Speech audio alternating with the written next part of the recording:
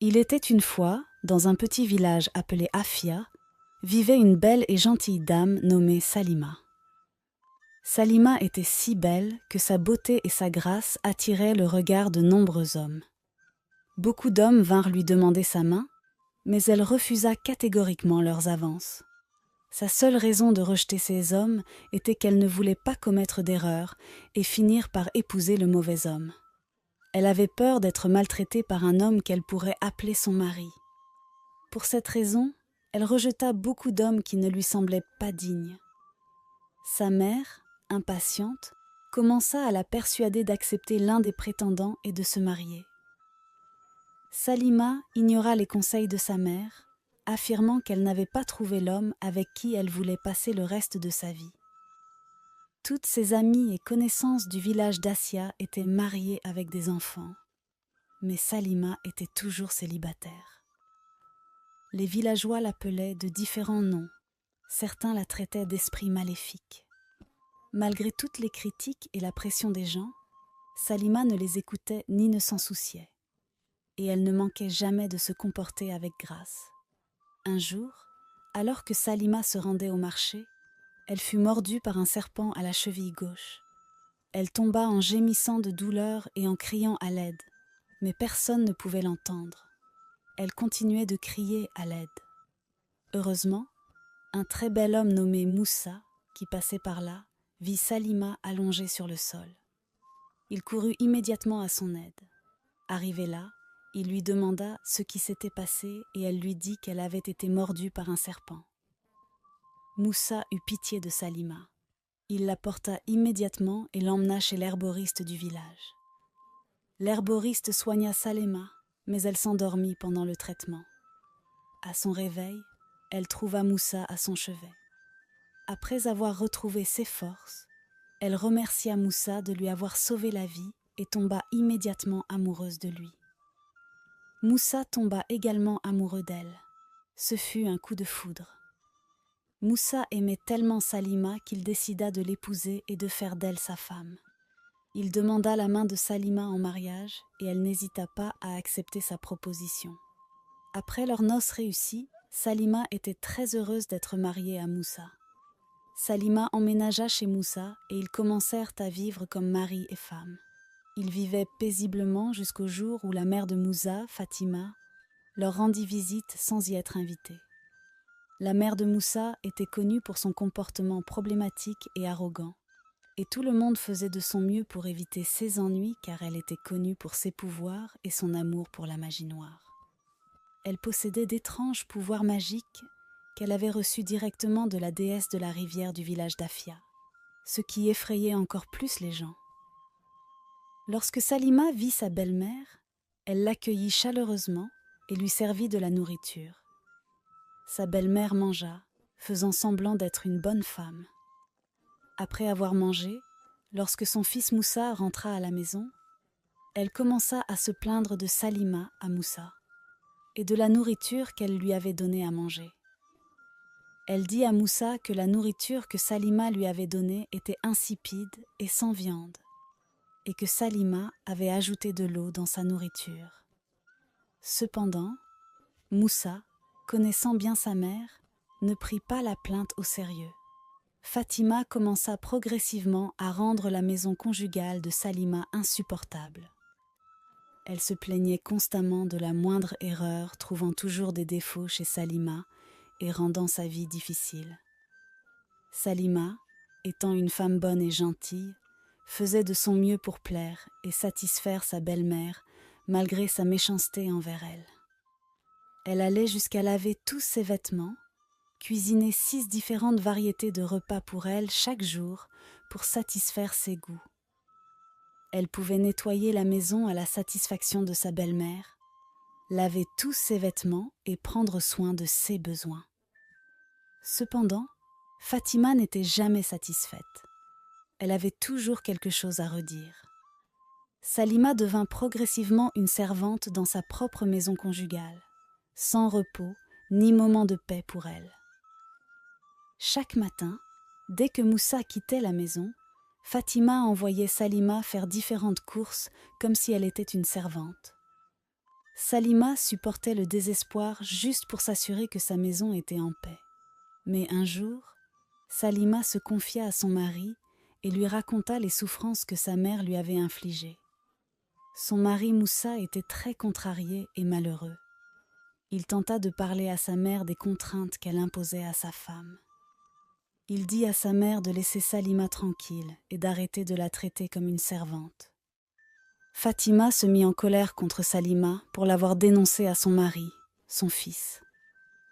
Elle jura de s'en prendre à Salima. Cette même nuit, Fatima jeta un sort à son fils Moussa pendant son sommeil. Le sort qu'elle lui jeta était de le rendre insensible à ses méfaits. Peu importe comment elle traitait sa femme, il ne réagirait jamais, ni ne dirait rien à ce sujet. Quand Fatima sut qu'elle avait son fils sous son emprise, elle transforma Salima en une femme de ménage à temps plein, et Salima continua de souffrir tandis que son mari restait silencieux face à tous les mauvais traitements infligés par sa mère. Mais Salima ignorait que son mari était sous l'emprise d'un sort.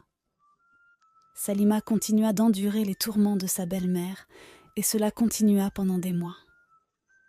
Un jour, Salima découvrit qu'elle était enceinte de son premier enfant.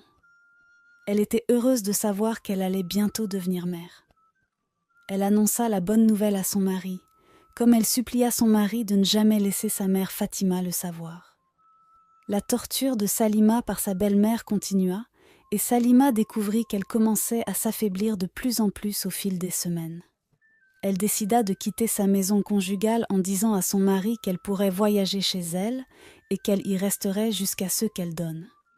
Pendant leur discussion, ils ne savaient pas que Fatima se tenait derrière une porte à écouter leur conversation. Et puis, elle comprit que sa belle-fille était enceinte. Fatima commença à comploter pour empêcher sa belle-fille de partir. Le jour où Salima devait partir, Fatima se faufila dans sa chambre et ajouta quelque chose dans la nourriture de Salima. Après avoir mangé, Salima commença à se sentir étourdie et ne put partir. Elle dormit pendant des heures, et lorsqu'elle se réveilla, il était déjà tard dans la nuit. Elle remarqua qu'on avait ajouté quelque chose dans la nourriture qu'elle avait mangée. Elle était contrariée et affronta sa belle-mère.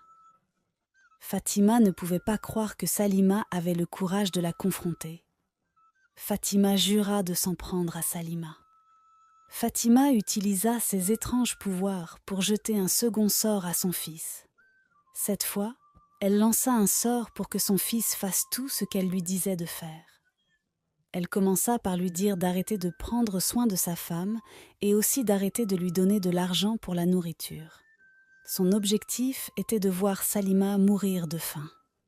Salima lutta pour prendre soin d'elle-même et de son enfant à naître en solo. Elle parvint à survivre en effectuant des travaux manuels pour les gens qui lui payaient une petite somme d'argent qu'elle utilisait pour acheter de la nourriture pour elle-même et aussi pour acheter des affaires pour son enfant à naître. Cela étonna Fatima de voir comment Salima parvenait à survivre même sans l'aide de son mari. Fatima pensa peut-être que le sort qu'elle avait jeté à son fils n'était pas suffisant pour faire souffrir Salima. Alors elle décida de jeter un sort sur sa grossesse. Le sort était d'empêcher la grossesse de Salima d'arriver à terme. Après 6 mois, il était presque temps pour Salima d'accoucher. Elle était excitée à l'idée que son bébé puisse arriver bientôt. Elle avait tout préparé et 11 mois passèrent, et il n'y avait aucun signe de l'ébo. Salima commença à pleurer en demandant à Dieu de l'aider à accoucher, mais plus elle attendait, plus tout semblait vain.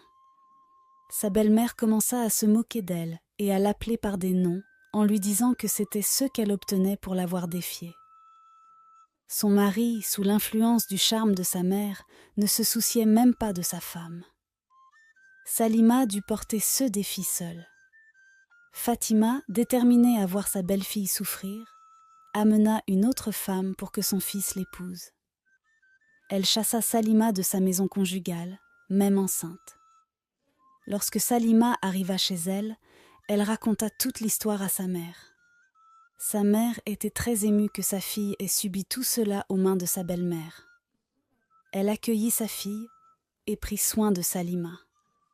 Elle était heureuse que sa fille soit sortie de là vivante.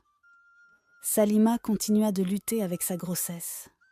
Au 18e mois de sa grossesse, elle tomba malade. Sa mère commença à s'inquiéter pour sa fille et sa grossesse. Elle l'emmena chez un herboriste. Et après que l'herboriste l'ait examinée, il dit à la mère d'Halima que la grossesse de sa fille était sous l'emprise d'un sort. Avec ce sort sur elle, elle ne pourrait jamais accoucher car elle pourrait probablement mourir avec la grossesse. Sa mère était terrifiée et demanda à l'herboriste ce qu'elle pourrait faire pour annuler le sort. L'herboriste lui dit d'emmener sa fille à la rivière Afai et de la baigner. Comme le sort jeté sur sa fille provenait de la déesse Afai, et que seul un bain dans la rivière Afai pourrait annuler le sort. Lorsque Halima reprit conscience, sa mère l'emmena à la rivière Afai où elle se baigna. Après 3 jours, elle commença à aller mieux et à se renforcer. Au 4e jour, elle entra en travail, elle accoucha d'un garçon. Elle était très heureuse et très joyeuse. Pendant ce temps, chez Moussa, la femme que Fatima avait ramenée pour que son fils l'épouse s'avéra être la fille d'un très puissant prêtre en chef doté de grands pouvoirs magiques. Lorsque Fatima tenta de maltraiter Ouli, de la même manière qu'elle l'avait fait à Salima, elle refusa et tint bon contre Fatima. Fatima ignorait qu'Ouli possédait de grands pouvoirs, qu'elle avait obtenus de son père avant de venir. Fatima tenta de lui jeter un sort, mais le sort ne fonctionna pas.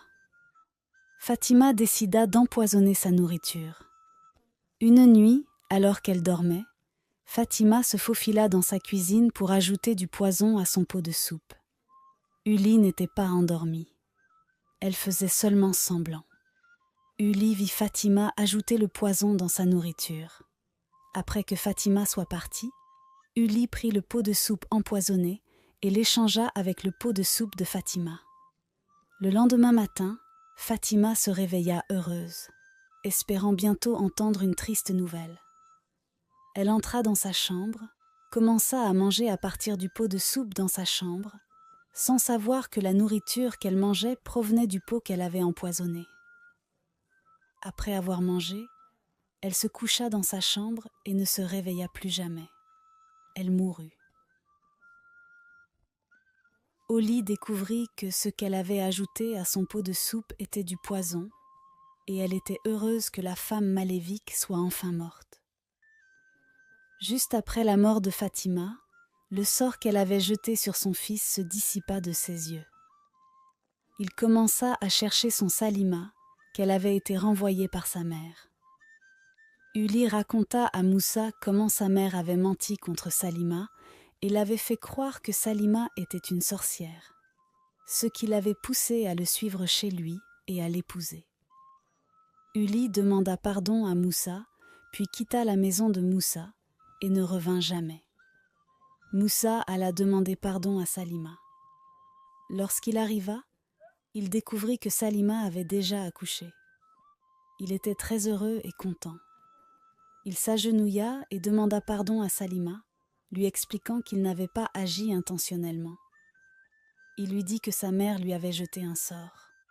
Salima, étant une femme si gentille, lui pardonna et retourna avec leur fils à sa maison conjugale. Elle découvrit que sa mère Hello était morte. Elle était remplie de douleur et pleura amèrement.